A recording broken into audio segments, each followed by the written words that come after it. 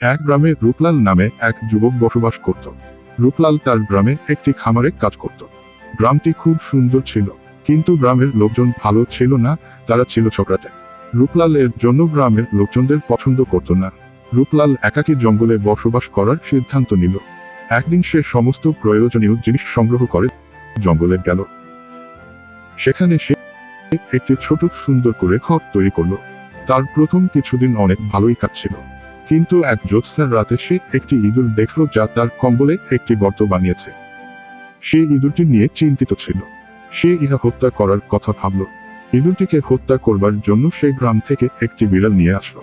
বিড়ালটিকে নিয়ে আসার পর বিড়াল ঘরের ইঁদুর খেয়ে ফেলত। পরে বিড়ালকে দুধ খাওয়ানোর জন্য একটি গাভী নিয়ে আসলো। আবার গরুটিকে দেখাশোনা করার জন্য লোক প্রয়োজন ছিল। তাই সে গ্রাম থেকে তার ছোট ভাইকে নিয়ে আসে। সে রান্না করতে পারত না, তাই রান্নার জন্য সে বিয়ে করলো। তার স্ত্রীর সন্তান হলো, তার আবার পরিবার হলো। রূপলাল আরো বেশি সমস্যার সম্মুখীন হলো, তাই গ্রামে গিয়ে সে আবার তার পরিবারের সাথে বাস করার সিদ্ধান্ত নিল।